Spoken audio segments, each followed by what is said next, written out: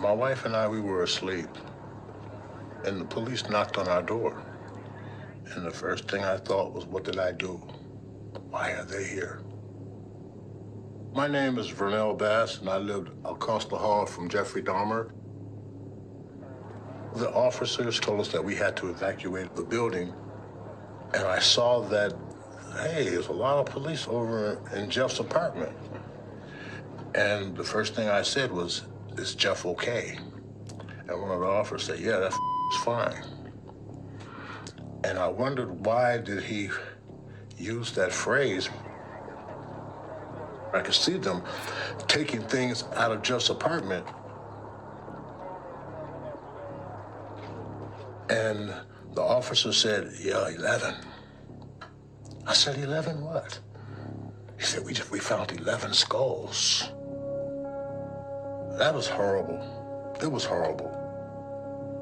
To know that someone that I had liked as an individual to commit all of these crimes, I was in a state of shock.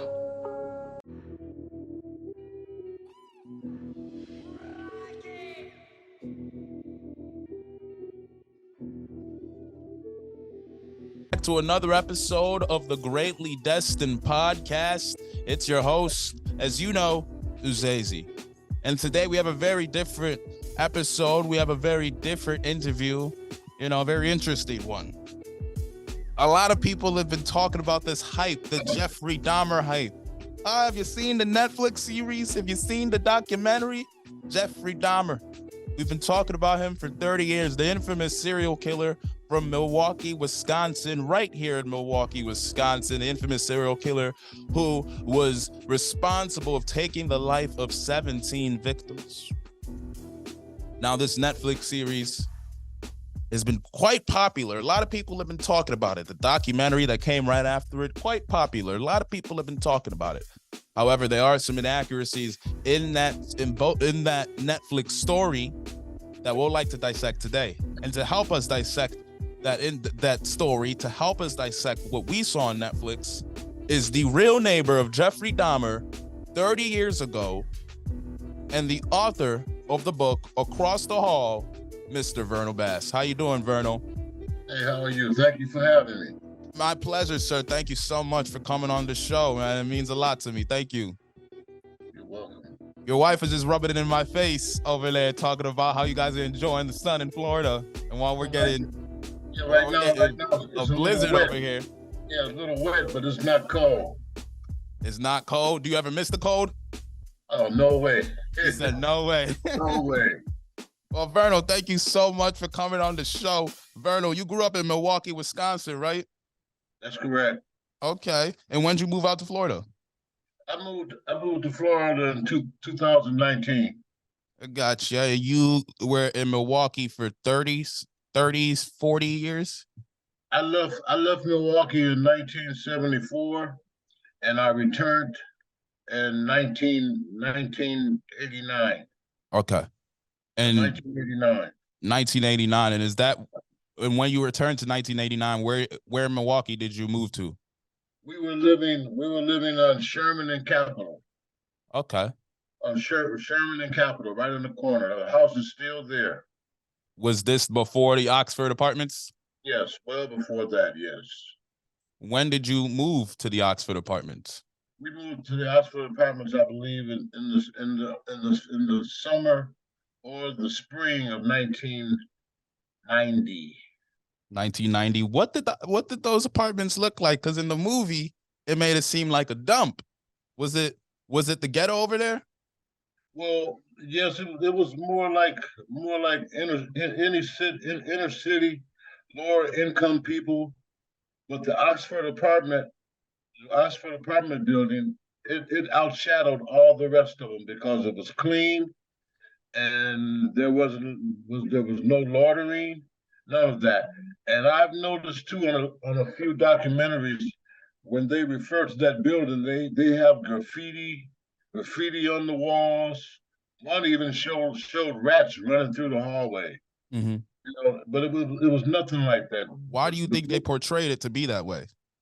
I believe to dramatize it a little bit more, Mm, assuming because they never got to enter it, nothing like that.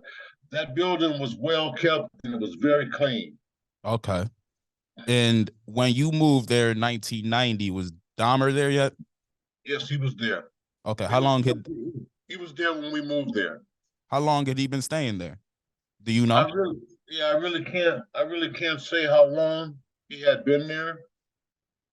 I would guesstimate that it may have been less than 6 months before we moved in. Okay. I want to talk about your book. Let's talk about the beginning of the book. You talked about you growing up in Milwaukee, and you talked about your run-ins with the law. You've been incarcerated a few times, but you mentioned it. You called it you served your country in the in the um in the prison system. That's correct. Why'd you describe it as serving your country? Well, here back in the day, everybody that I had associated with on the negative side of the law, we all ended up in prison, and it was quite surprising to get there and to see that half of the people there, So and then being a black man here in the United States, we are targeted, and therefore I feel that any black man that has been incarcerated, he has served his country because that right now the prisons are built right now for the young and for the majority of the blacks because we are discriminated in the judicial system. And when you're there, you're doing free work, so you're serving your country essentially, if you want to put it that way. Yeah, Yeah, working for free. Were there a lot of white people in the penitentiary system? I say it may have been equally balanced. You Okay. know, and the weirdest thing about it all is that whenever they had lunch or dinner, the whites and the blacks, they would automatically separate each other. The whites sit on one side and the blacks sit on the other side. You Mm-hmm. know, and for someone to sit amongst the blacks when they were white, or sit amongst the whites when they were black, it was only because there was nowhere else to sit in the area amongst their own people. Were there any reservations when Dahmer was the only white? This is again another the double standards we see in society. Were there any reservations from the tenants that Dahmer was the only white person in the building? Because we know sure as hell if roles were reversed and he was the only black person in the building, there'd be lots of reservations, and what was happening in that apartment would not have went down. So were there any reservations if he was the only white person in the building? Not at all. Not at all. I could definitely say from my experience that we as a black people, we are a gentle people and we are helpful people and we don't judge. And if you do find a black person that has any animosity against someone because of their race, there's definitely a reason for it. Mm-hmm. Other And you than get that, made fun of by the black community. They call you a hotep. And excuse me? I said, if you're that person who's like racist to others, black people will like make fun of you for that. They'll characterize you. They'll call you a hotep. They'll shy against you. Exactly. Yeah, Mm-hmm. and to give you an example, right now you're in Milwaukee. You can go in any black neighborhood and you can knock on any random black person's door. And you may not get no money, but you will get a meal, and they may even invite you into their house and try to help you. Mm. My point is that you can knock on anybody's door and you will get some assistance. Mm-hmm. And it's not that way if you were black and in a white neighborhood. Absolutely. I mean, it could go either way now. Because all white people aren't racist. Of course. It's Yeah, just the all culture white that we've people, created. yeah, all white people aren't racist. So I think it's a good chance that if you were black and you were in a white neighborhood and you knocked on the door, they may open the door, but if they don't open the door, it won't be long before the police be right there to assist you to find out When why you're there. when you first met Dahmer, did you look at him and like, this is kind of a weird dude? Because I'd be watching interviews of him and he is a weirdo. Like, how was he even convincing people to come back to his place? Did you see that weird side of him, or was he able to hide it when he was around you? Because in your book, you guys actually got close towards the length of your residency in the apartment. Well, I never noticed. I wouldn't say that he was weird to the fact to the point of being a weirdo. He wasn't that weird. I can definitely say that. You know, because me being black and him being white. We have different cultures. Mm. So I would say that any of my white friends, to me, they there's a difference. There's a difference in a white man and a black man. Mhm. We talk different. We have different mannerisms. We think differently. So you just You thought he was a regular old white dude, is what you're saying? Exactly. Okay, understood. You didn't think nothing. You didn't think much of it. Did anybody else in the building? Did you hear any other complaints like that white boy is kind of weird? Did you No, hear? No, nothing at no, all. So no, it no. was the day of him getting caught when everyone found out. Well, I would say he got under the microscope when the smell started stinking up the second floor. Mm. When the stench started coming from his apartment, that put all eyes on him at that time. And To what where was when all eyes were on him? What were you guys thinking? Were you thinking that this could possibly be the smell of death, like he's having bodies in his apartment, or could you not imagine it being to that extent? I at one time I did think that, but it was just a passing thought, and I said no, no, that is not that. So I was actually believing his lies. When he was Hmm. saying that his freezer went on the blink. He used that one twice. Then he came up with about his fish tank. Said that the fish had died in his fish tank, and he had taken them out. In fact, we had let him use some airflow plugins, Yeah. and we also let him borrow our little box fan to air out his apartment. We opened up the back door, to let the air seep out. So I really took him at his word. I had no reason to doubt him. I didn't assume him to be a liar. I had no reason. I believed that there was no reason for him to lie to me. In your book, you mentioned the scent so bad that you can see it. How do you see a stench? I'm going to tell you how I saw it. Have you ever watched, like, for instance, a horror movie where they're in a graveyard and you see the mist air, Yeah. like a fog? You could almost see that in real life too when you pass the graveyards at night. Yeah. Well, that's what I saw. That's what I saw in the hallway that one night.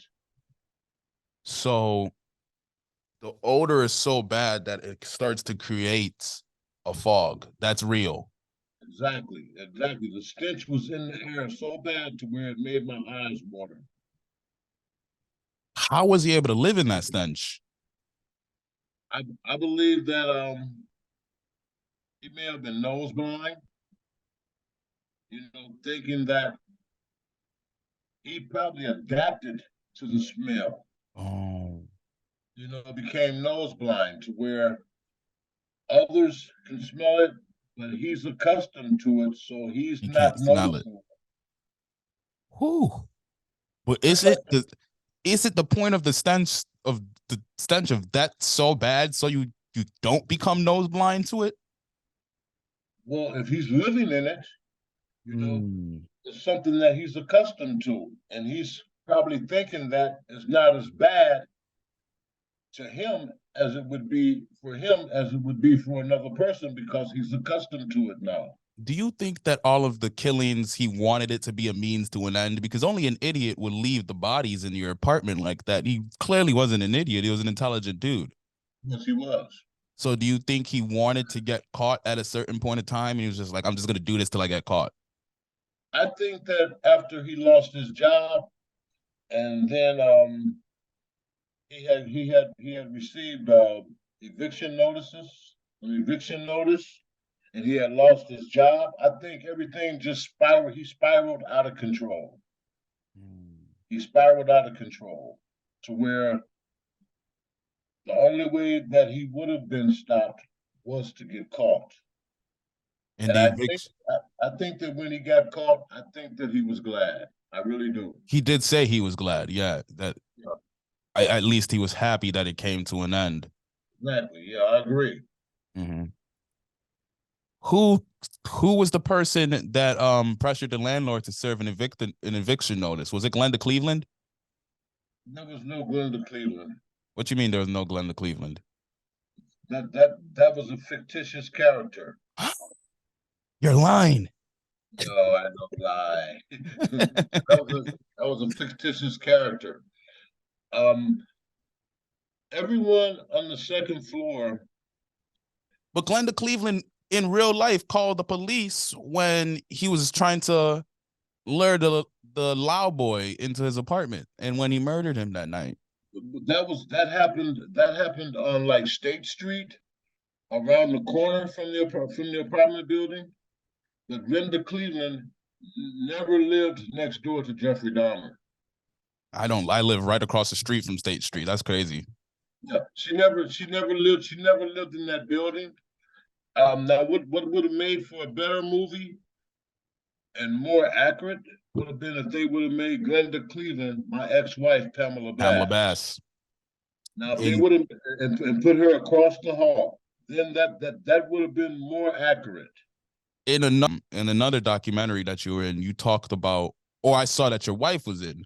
She was talking about how Dahmer offered her a sandwich, and I'm like, oh, that's what happened to Glenda Cleveland. So was Glenda Cleveland kind of like an inspiration from your wife? Yes, From your ex-wife? They combined her character with my ex-wife's character. But let me set the record straight. Jeffrey Dahmer never went around knocking on people's doors asking them to eat food. That never happened. Mm-hmm. That Why? never happened. No, just imagine living in that apartment building, and this white guy knock on your door talking about he got sandwiches. Why don't you wonder what's wrong with the sandwich? I mean, it's out of character. It's not going to happen. Mm-hmm. That did not happen. Especially he knows nobody's gonna take his sandwich when his apartment smells like booty. I'm telling you, it smell worse than booty. It smell like death. You know, and I don't know. You know, I would like to say this as far as my ex-wife. I started noticing how her stories started to change. You know, with every interview, her story would change to the point where it had me wondering when did these events that she talked about when did they happen? Mm-hmm. But they never happened. I don't know why she exaggerated to that degree, but she did. He never served anyone food. You mentioned it in your book. I think sometimes when the Dahmer situation hit, you and your ex-wife essentially became famous people. Exactly. And you became famous people because of what happened. So, and it's nature, you see these celebrities, like when you try to hang on to your fame and they start doing insane, crazy things. Maybe after a while, when the Dahmer situation was no longer as exciting as it was when it was brand new, she would start to make different stories that weren't heard before, you know. Exactly. Yeah. I also, someone made mention said that he gave us a couch from his apartment. A couch. Yeah, a couch, a sofa, a Was that your couch. ex-wife that mentioned that too? Yeah, she said that. Okay. That never happened. He was in a furnished apartment. So the rumors that your ex-wife circulated, that's what kind of created those dramatizations in the movie. In the movie, yes. Okay. Yes. I That got you. never happened. I got you. Yeah. There was a big part of the movie, a big part of real life that you wrote in your book that the movie left out was this was a huge part. I feel like this would have made the movie added a different element to the movie. The community was actually mad at the residents over the police. Yes. That's what you said in your book. Yes, yes, yes. Do you But believe now, that's fair? well, they were they were skeptical. The community was skeptical about the residents in the building, trying to trying to figure out how this went on right up under our noses. And saying what we should have did and what we could have did, and we should have noticed this and we should have noticed that.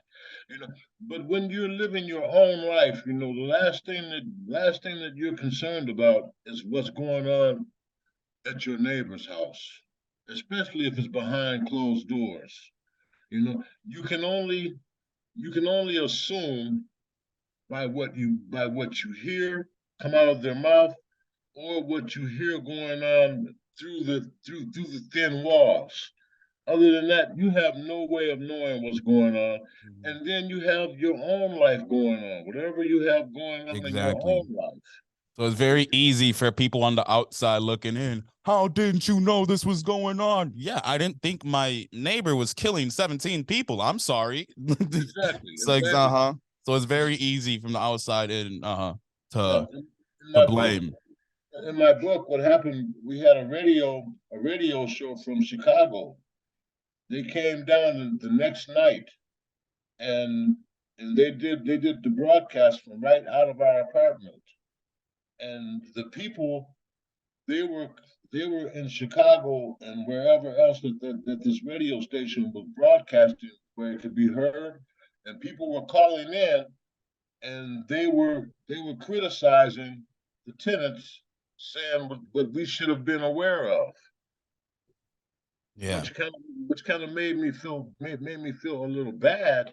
You ain't And even from this city. exactly, exactly, and it made me feel a little bad because you don't know what it is to walk in someone's shoes unless you walk in their shoes. Yeah. Right. You can't. I can't be upset about something that I have no idea of of the circumstances surrounding the scenario. Mm-hmm. Follow what I'm saying? Yeah. Yeah. So no idea whatsoever. Dahmer was a weird dude. None of that crossed your mind through the interactions you had with him throughout the entire duration of your residency. Right. I figured that he was just a lovesick puppy because he told me that he had a girlfriend and that she had left him when he was living in West Dallas. Mm, So I was thinking that maybe he was on trying to get himself together, hoping that she would come back to him. That's what I was thinking. okay. Yeah, that he was a single guy. Uh-huh. And He you're was just so in love. heartbroken. Yeah, so in love with this fictitious woman that I didn't know was fictitious at the time. That he was so in love with her that that was his constant thought. Thinking about this woman. That's what I assumed. That's the Okay. way I saw him. I got you. Yeah. So talk about your first interaction with Jeffery. When you met him for the first time, what were you thinking? When I first met him, I thought that he was a pretty decent guy, considering that he was single, and living by himself. He was being responsible. He had a job. And the first time I entered his apartment, I was impressed because everything was so neat and so clean. I would go as far as to say that he was anal in some ways.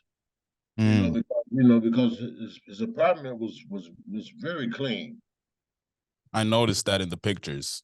Yeah, it was clean, orderly, for a single man.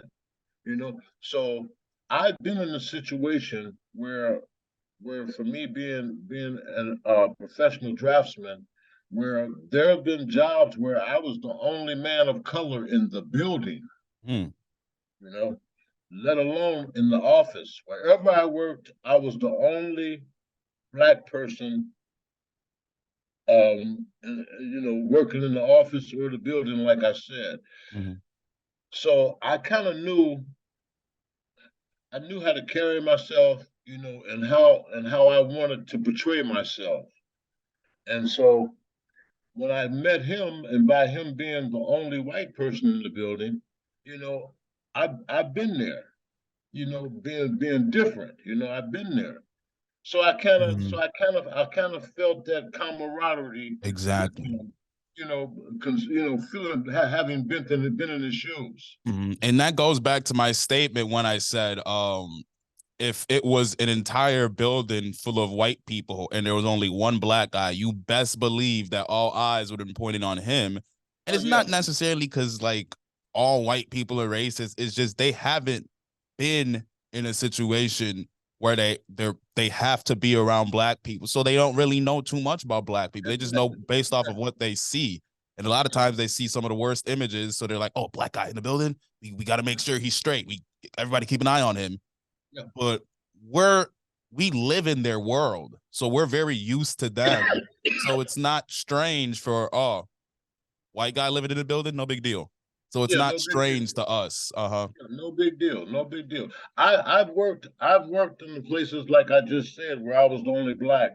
And I've had white individuals come to me and tell me that I was the first black person that they ever had a conversation with. Mm-hmm. I And had one guy tell me that the only thing that he knew about black people is what he see on TV. exactly.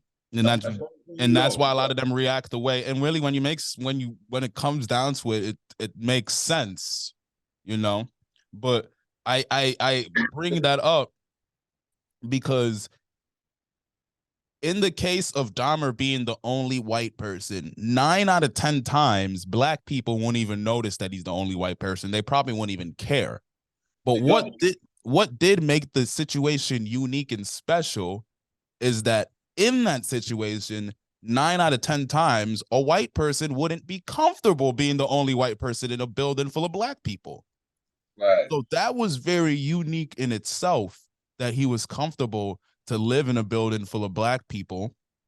And in your book, you described it as now I know, even with all of the robbery and the crime going on in the neighborhood, now I understand why Jeffrey was never afraid because he seemingly never was afraid, right? Living in No, that neighborhood. he You said, wasn't now I afraid. understand why he wasn't afraid because Jeffrey was the hunter and instead of the prey, or he was the predator, Right. not the prey. Yeah. Exactly, exactly. One time my ex-wife and I, we were sitting on our back stoop, and it was a little after midnight, and I could see Jeff coming through the yards and through the backyards and cutting through the alleys and things instead of walking the lighted streets. And I thought to myself, wow, this dude he got a lot of heart. To be walking, like that, in this black neighborhood, he taking all these shortcuts to come through the back door.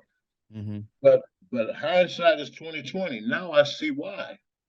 He had no fear. So He he was had the no fear. thug. Exactly. He had no fear. In fact, he may have hoped that if someone did confront him so that he could so they could become one of his victims. Fresh me, yeah. Yeah, yeah. That's crazy. Whew. That was a stone cold boy. In chapter 4, you walked into his apartment for the first time. Did you smell the stench then? No, No. no. The stench may have went on for maybe 2 to 3 months before his arrest. You said it was 2 to 3 months before his arrest? Yeah, about And 2 the or stench 3 wasn't months. there? That's when it started. 2 or 3 months before Oh. his arrest. So the bodies didn't start creating a scent until 2 to 3 months before his arrest. Yeah, that's when the smell began to become noticeable. Oh, this is crazy. Yeah, it is. Would you? I would have had nightmares for a very long time. Did you experience that after the whole situation went down, living next door to a monster? Well, I'm gonna keep it. Excuse me. I'm gonna keep it perfectly real with you.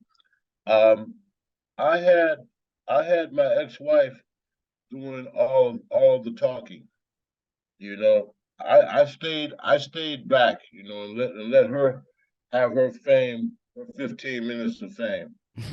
And she actually came to me and told me that she couldn't talk about it anymore. She was talking about it every day. At first, she was enjoying, the attention that she was getting, but then it started to take toll on her. Mhm. And she came to me and she told me that she didn't want to talk about it anymore. So I told her that I would do it. And so my first interview where I talked to a reporter and I sit down and I talk to him. After I talked to him that night, I had a nightmare. And I Mm. knew exactly what she was saying. So I felt what she was feeling. And I had only talked one time where she was doing it every day while I was working. She would call me from work and let me know that Channel 6 News was in our apartment. And different news stations that she was talking to. And so after she had decided that she didn't want to talk about it anymore, and then I did that little spiel, and I had a nightmare about him. Then I kind of understood what she was saying, and that's when we kind of started distancing ourselves away from that situation as much as possible. We weren't volunteering anything Any more after that? after that. Right, right. They moved us out and put us in Parkland. And once we moved in Parkland, you know where that is, right? Parkland. Yes. How far is that from Milwaukee? I haven't. That, I'm that I'm newer to Milwaukee. okay. Parkland is on like Sherman, Hope and Sherman. That Okay. intersection. That's where Parkland starts, and that's the projects. Mm. All of the houses are the same, low income rent. And once we moved into Parkland, we really didn't want the people, our neighbors, to know that we lived across the hall from Jeffrey Dahmer. We were trying to distance ourselves from that Mhm. title. So we really didn't talk about it anymore when we moved into Parkland. And then that's kind of when you deliberately wanted to separate yourselves from Dahmer. Exactly. That's when we stopped talking about it. Trying to let it blow over and let it pass. Okay. Vernell, in chapter 7, you said one day you were coming back home from work and you heard him screaming, "You motherfucker, look what you made me do." Exactly. When Yeah. you heard that, did anything come to mind, or you just thought maybe he was yelling at somebody over the phone or something like that? Oh no. He didn't have a phone. He didn't have a phone. If I remember correctly, he didn't have a telephone in his apartment, and I knew that he had been having guys over his apartment, meeting different people. Actually, the day before or the weekend before, he had a guy over there, and I believe the guy may have been homeless and hung out with him for 2 or 3 days. Actually, yeah, he hung out with him for like 2 or 3 days. You didn't think that was unusual? No, not at all. Because people meet people, people. I was homeless at one while, where I had to spend the night in somebody else's house. So I assumed that that's what was going on, and I figured that when I heard him hollering, swearing like that, I stepped to his door, and I wanted to hear the response from this brother letting his white boy talk to him like that. That's what I thought. That's what was going through your head. Yeah, reasonable black dude. Let's be honest, we'll all think like Right, that. right, right. You ain't finna let no, you ain't finna, especially a white boy. You know what I'm saying? Talk to you like that. So I didn't hear anything. It got quiet, and so I went to my apartment. Now here is something for you that's not in my book, and it's taken me this long to understand how he knew I was standing at his door. The way that he knew I was standing at his door, I could not understand how he knew that I was standing there. The way that he knew was when I came in through the back exit through the back door, he was in the process of swearing like he was doing. And he heard the back door close. And so now I'm hearing, as soon as I stepped in, I heard him swearing, and then the back door slammed.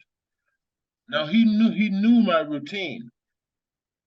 So I stepped to the door to hear this argument that I thought I was about to hear, but it went silent. So I stood there for maybe 2 or 3 seconds. Nothing happened. So I went inside my apartment. Now, what he was waiting for is that he's going to hear that first door slam, correct? Mm-hmm. Okay. What is he waiting for now after you hear the first door slam? What is he waiting for? A second door. Exactly. And he hadn't heard it. That's why he got quiet. I never knew that. It took me this long to understand, to figure out how he knew that I was standing at his door. You don't think he may have looked through the peephole? No, because I was standing right there. I would have seen it darken. It didn't go dark. Okay. It never went dark. He didn't trust me. That's how he knew that I had entered the building and was standing by his door, because he didn't hear my apartment door close. He was pretty smart. You also, in chapter 7, this is also when you saw the blue barrel for the first time.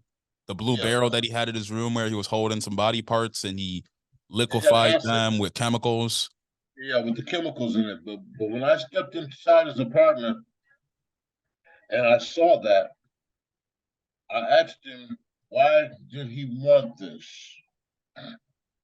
And he told me that he just wanted it. It was just something that he wanted. So I didn't question him or anything, but he did go back into his bedroom, or he left and went to the bathroom and stepped into his bathroom. And when his back was turned, the lid was on top of it, and so I shook it, and it was empty.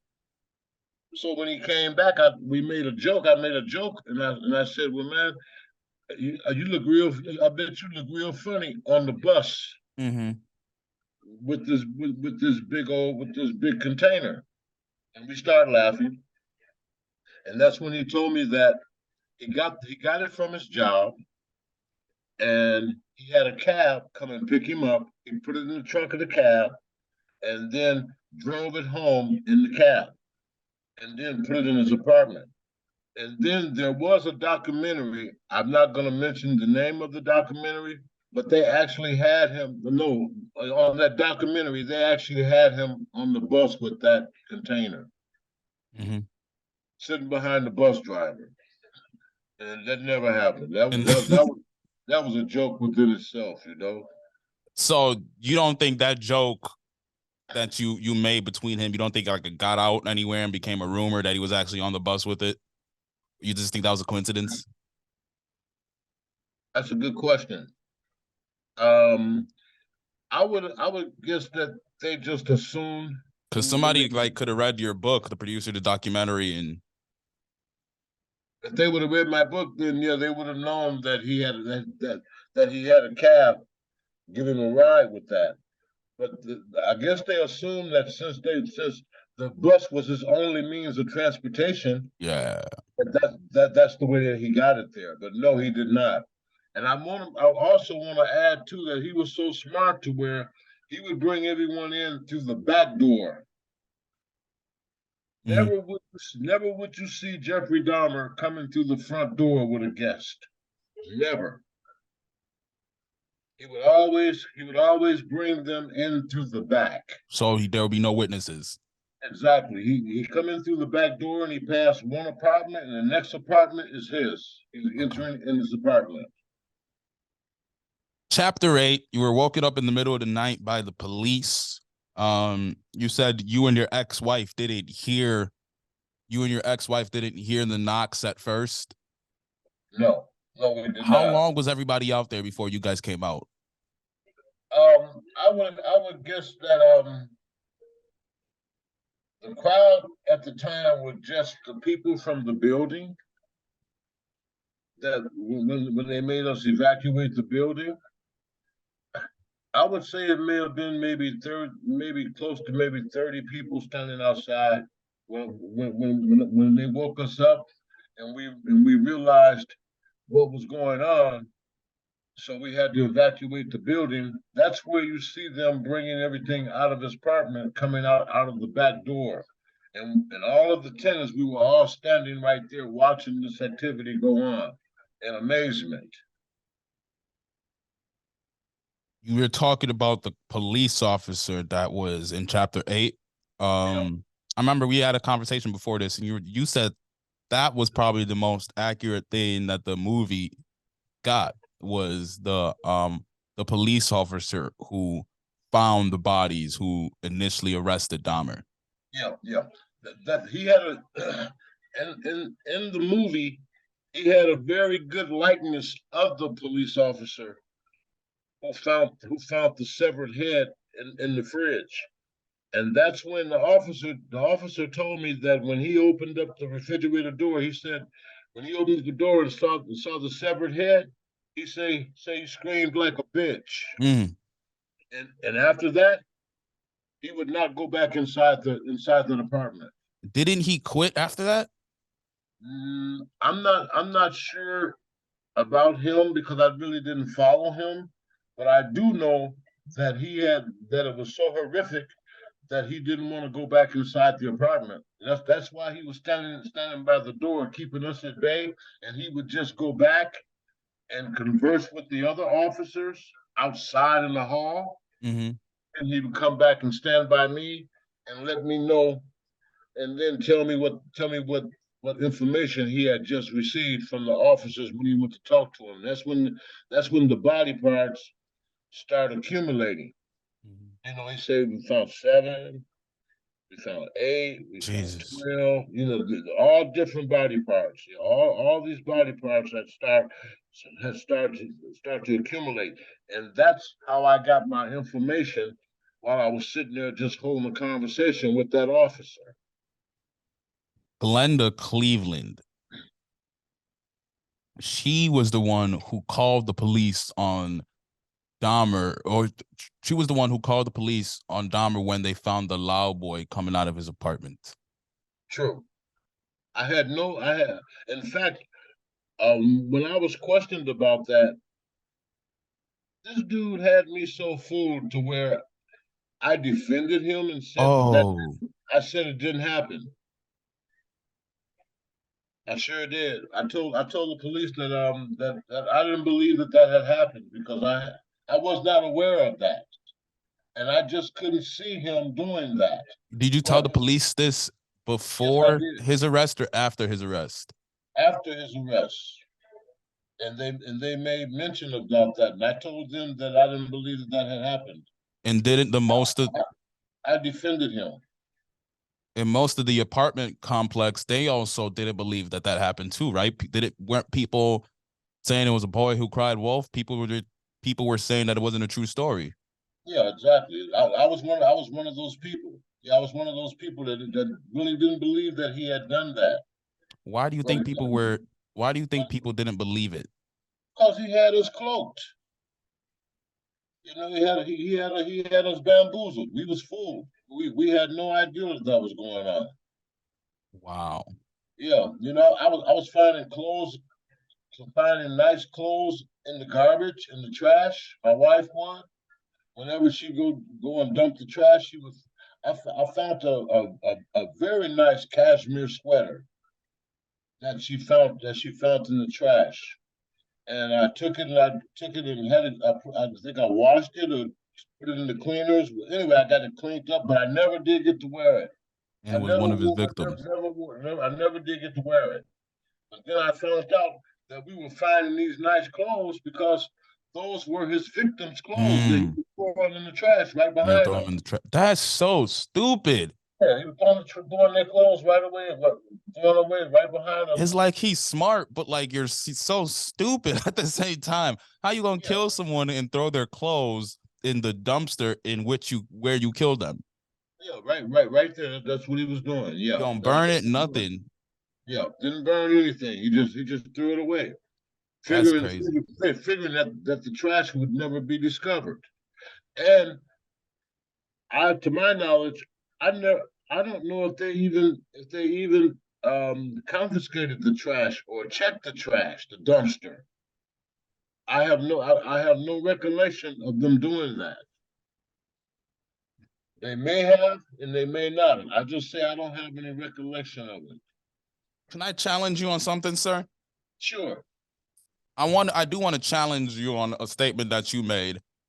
You were living in this situation, you know a lot better than I do. But from the outside looking in, I feel like when you said the officers who returned the boy back to Dahmer, they were just doing their job because they perceived the situation was okay.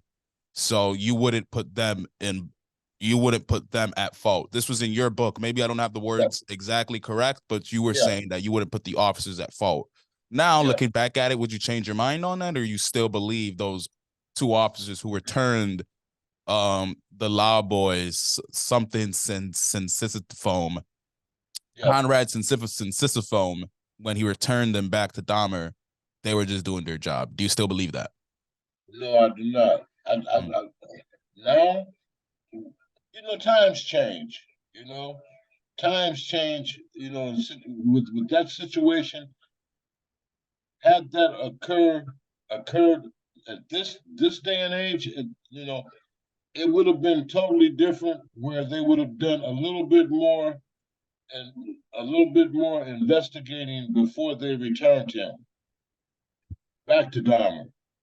And for me to write that at the time, that's the way the times were back then. That the time they didn't realize that he was bleeding, you know, and back then, They didn't realize he was bleeding. no, they didn't realize that he was bleeding from his skull. But He was discolored. Yeah, didn't Glenda Cleveland tell the police that he was bleeding? No one saw it. I don't know what she told him. I wasn't there. I don't know.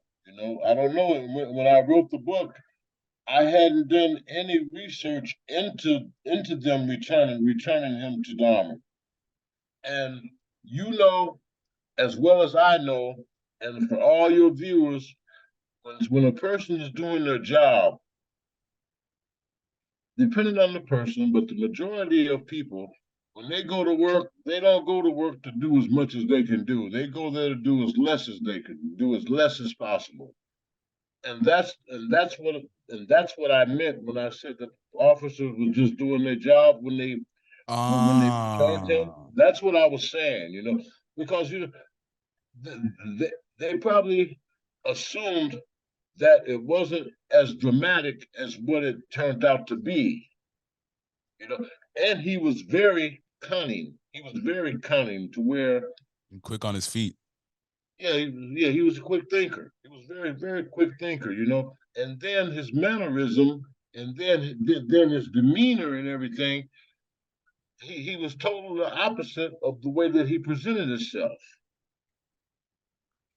He Presented followed him himself to you? to everyone. He was the opposite. Once he gets you into his apartment, Yeah. then he turns into Jeffery Dahmer, the killer, the murderer. Mm-hmm. I'm not going to say that he was a killer. I'm going to say that he was a murderer. You've mentioned that before. What's the difference? The difference is that they put him in the correctional system with killers. The difference in a murderer and a killer. This is my definition. When being with Jeffrey Dahmer, him being a murderer, you were fine with him until he got you in his apartment. Mm. If he wanted to murder you, then he's gonna kill you while you were in his apartment. He wouldn't kill you, otherwise. You follow what I'm trying to say? I follow what you're But saying. once you got in his apartment and he drugged you, then he was gonna kill you. Now the difference with the killer is that if he's gonna kill you, he's gonna kill you the first chance he get. He's not gonna wait until he get you only in his apartment. So That's a the only killer place that he would is kill you. so a murderer is kind of, it's more of like you need to transition into another person in the right place, right time. Like he was talking about how he would wear yellow contacts before he would go out so he could put on that evil character. Dahmer said this. He would wear yellow Yeah, contacts before he yeah. goes out. I never seen him. I never seen him in contacts. No, I Because never seen him. he wasn't in murderer mode, just like you're Exactly, saying.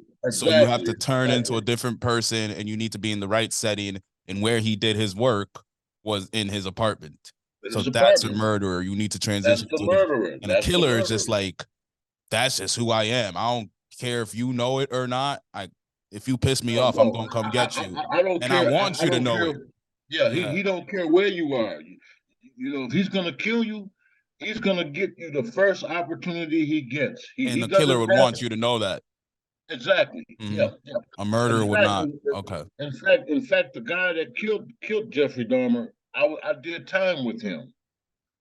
I was incarcerated with him. That's in the book too. Yes, I you was in, mentioned that. yeah, I was incarcerated with him, and I hate to say it, but that man is a killer. He's a killer. Damn. That's why he was in prison for killing someone. You He think he shot was him. suffering with mental illness like Dahmer was? He. I think that his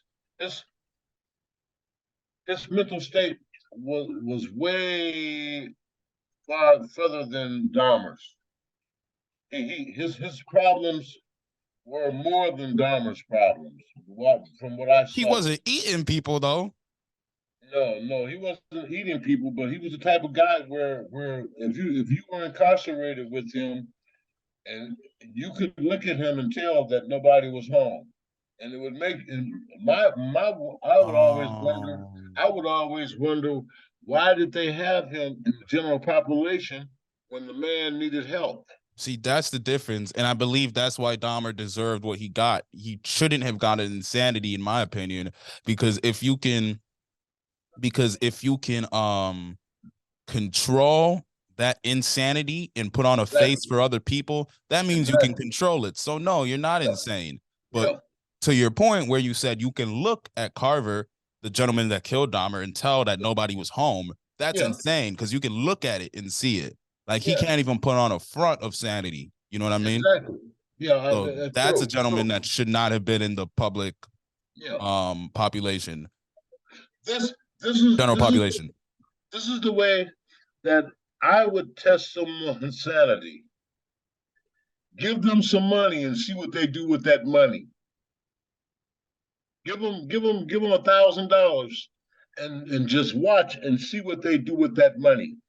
And to me, that will determine their sanity. If they do good things with that money, then they don't have no issues. If they can count money, they're all right. But now if he's going around giving the money away and taking the money and doing just stupid things with the Mhm. money, that's just the way I see it, you know, for That's a good sanity. assessment to Yeah, see that's where a the way I, person's head's yeah, at. that's the way I look at it. But then too, we have to go a little bit deeper than that to determine if you lose your sanity, then you don't distinguish right from wrong. You see, Mm. but if you're sane, you know the difference between what's right and what's wrong, and he knew what he was doing was wrong. So therefore, no, he was not insane. In chapter 8, you told the officer that you knew he was lying about the smell. Even though you knew he was lying about the smell, you didn't think it was dead bodies. Then what would you have assumed it was? I I kind of figured that it was maybe some. In fact, we called the police, and they broke into another apartment, thinking that it was that apartment where the stench was coming from, but it was actually coming from his apartment. Mm-hmm. And although he was lying about it, after the smell would not go away, and he came up with his freezer being going to blink twice, and then he says fish tank.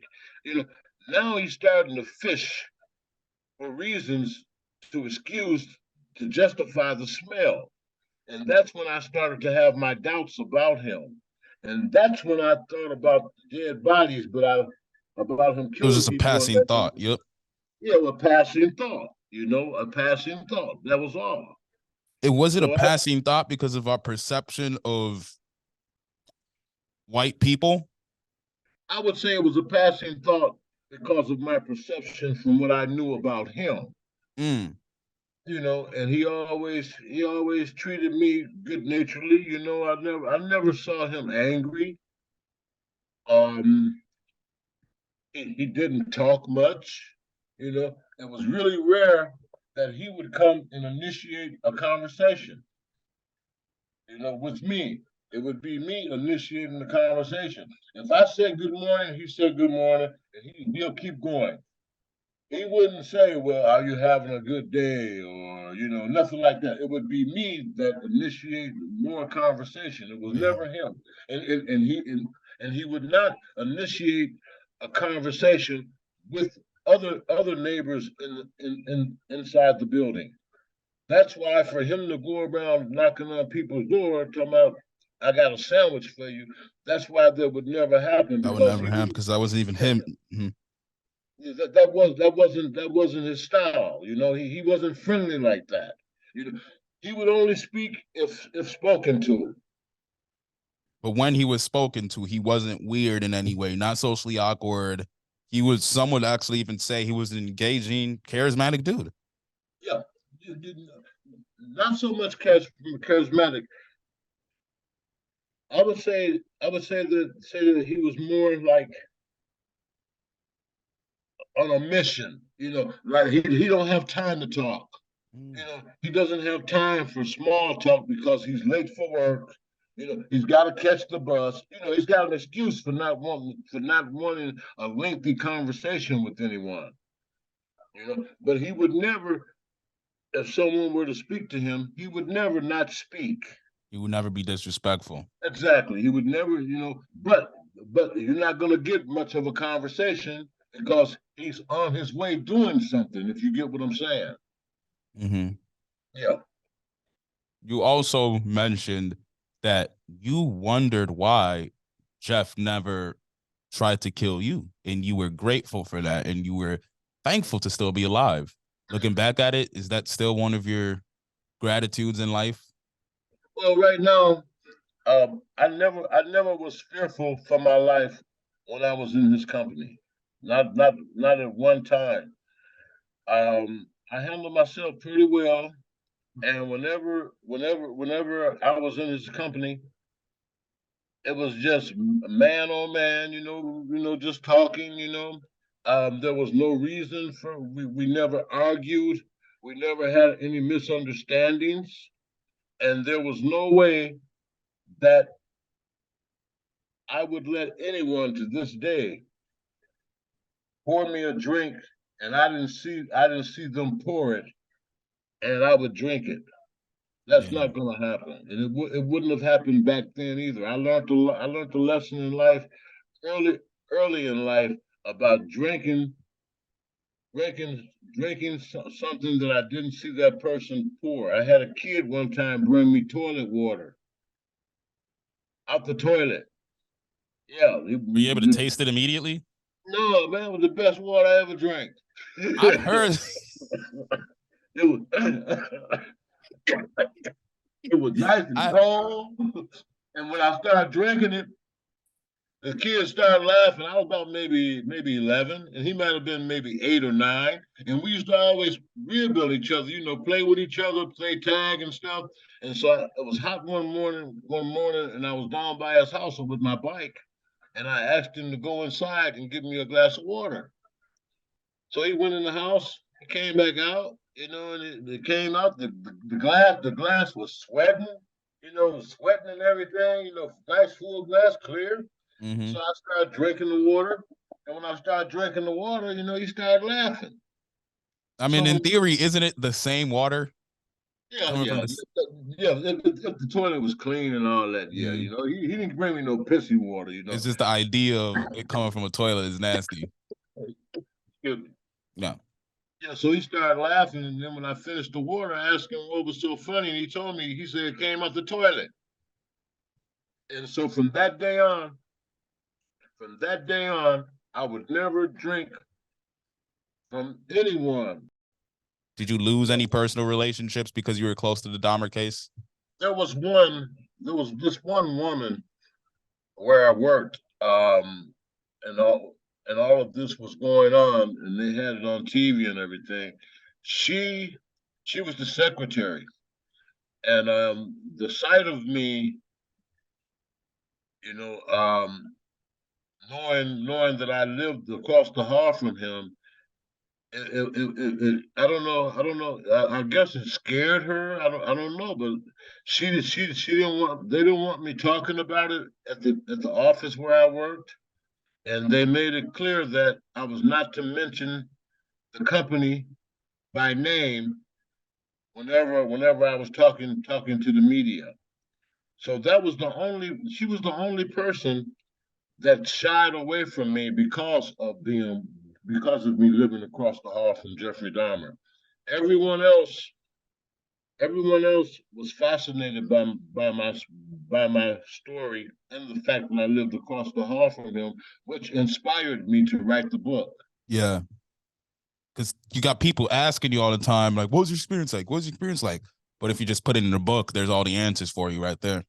Yeah, the fun part was writing the book, man. That was by the way, I did everything to that book. That book is self-published. I did everything to that book. What you are reading and what you are holding in your hand was only in my mind. But I did the sizing of the lettering. Everything that you see is what I had in my mind, the vision that I had in my mind. So I just want to say that to anyone, if you have a goal and you are determined to reach that goal, then it's possible for you to reach that goal because I reached mine. Mhm. Jeffrey Dahmer was very adamant, and he made sure to make it known that none of it, even though 10 out of 17 of his victims were black, the other 3 or 4 were Asian and Hispanic. I think he only had one white victim. So the other 6 were Asian or Hispanic, minorities as well. 10 of them were black. He wanted to make it very clear and known that this was not a race targeted issue. Do you believe that? Yes, I do. What makes you believe that? Just from knowing what I know about the man and from having conversations with him, um, see, when you don't like a certain race, you don't like that race. You're not going. That's something that you can't hide. You You think so? can't. Yeah, you can't hide it. Yeah, you can't hide it. Eventually, if you are hiding it, eventually it's gonna come to the light. If you're hiding it, you're gonna get mad. They're gonna do something to you. They're gonna irritate you to where your true feelings are gonna come out. You're gonna get drunk, and your true feelings are gonna come out. And the reason I say that I don't believe that that it was racially motivated what he did is because I believe that when he saw people, he didn't see a color. What he saw, what he strived on was manipulation. You see, and his victims were the victims. His victims were people that needed money. He offered them what he thought was the hook to get them Mm, to his apartment. He was playing chess while they were playing checkers. mm, And I mean this by saying not all of the men that he may have lured to his apartment may have had criminal intentions.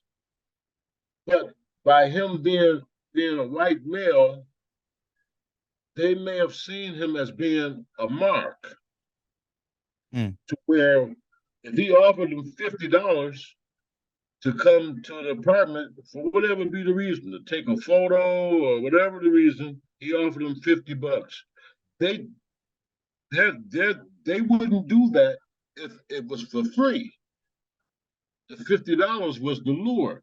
So they playing checkers by going to his apartment thinking that they're gonna rip him off or they're gonna try to get as much money as they can besides the $50, where he's playing chess because they're not going to leave that apartment, and they're sitting on the couch thinking about a way to rip him off or to get more, and all the while he's passing them the drink with the sedative in it to put him to sleep, and they take a sip of the drink thinking about ways to get more money, and they don't wake up. Yeah. So that's why I say he was playing chess and they were playing checkers. They're playing checkers. What about the racially? Sure, you can say it wasn't racially motivated, like he was targeting blacks because he hates blacks.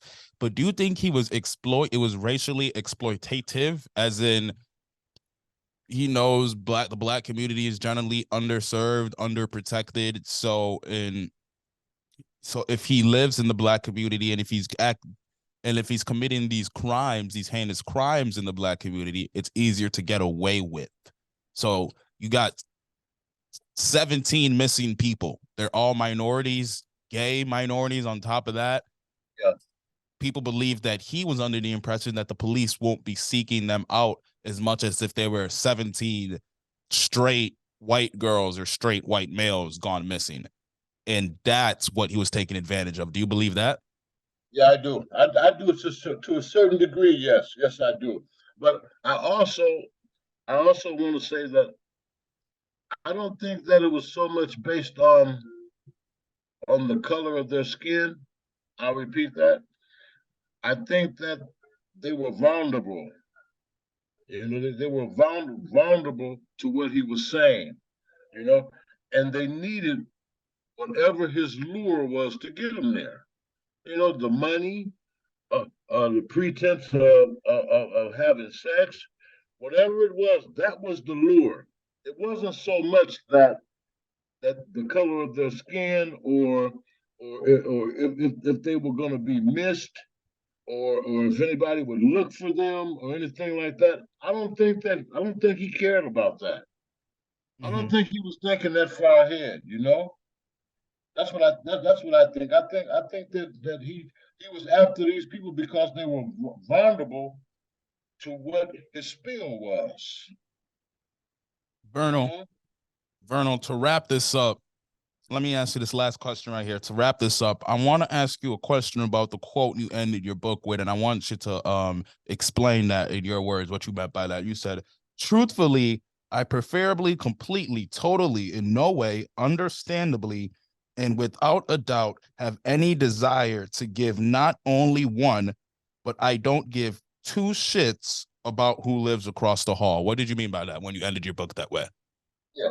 When I ended it that way, at first I took an interest in him for the reason I said. Okay.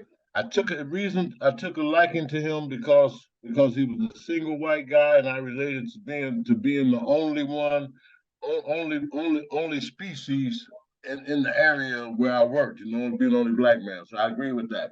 And right to this day, if I lived next door to someone in that same scenario, I wouldn't give two shits about what they do. Or I would not see that person. That's what I meant. I would not So see that nothing would person. change, is what you're saying. Exactly. Right now, I would have on blinders. Okay. I would have on blinders, and I would mind my own business to the hilt. You know, caring less about him being the only whatever in this building or whatever. I totally regret the fact that I let this man penetrate my kindness to where I considered him a friend. So that's why I said what I said. I'm not trying to make friends like that anymore I got you. because you never know what would happen. What happens when someone closes their door? So right now, I'm not saying that I'm not a friendly person. Because I treat everybody the way that I want them to treat me. What I'm trying to say is that I'm not trying to get personal with anyone to the degree that I did with him. Can you tell the people where they can get your book Across the Hall from? Yes, feel free to order my book Across the Hall by Vernell Bass at lulu.com. Scroll down and click on shop, or you can get it from Barnes and Noble or Amazon. It's a good read. It's an exceptional read. Vernell did an amazing job. This is his first book he wrote. He did an amazing job. He made it an easy read for everybody to be able to understand. And this is an amazing book, very well articulated. And thank you once again so much for coming on to the show. And Vern, I want to ask you, do you have any last words for the audience about the situation? Yes, I want to say that from my experience and the situation, I believe that I did everything that I could do, should have done. I wish that I would have saw what was in the dark, but I didn't. So I just want to say to the listeners, if you see something, say something. That's about all I can say. If you see something, say something, because you never know whose life you may be saving. Exactly. And I do want to mention before we get out of here that I do think it's very healthy that you're not blaming yourself for the situation. Because even though it wasn't your fault in any stretch of the imagination, people in your shoes would have felt some type of guilt, and that guilt could have eaten them alive. So we thank God that you didn't allow that to happen to yourself. I agree. We all have a path to walk in life. And I mentioned that in my book, and this just happened to be a path that I had to walk down, but I'm not looking back. I'm looking forward. Amen. Amen. Thank you so much, Vern, for coming on the Greatly Destined podcast. You're deeply appreciated. Good conversation. And thank you guys for watching another episode 8 of the Greatly Destined of the Greatly Destined podcast. Is your host, as you know, Uzézi. We'll see you guys next time. We out. Thank you. Merry Christmas to everybody, and to you too. Okay, later.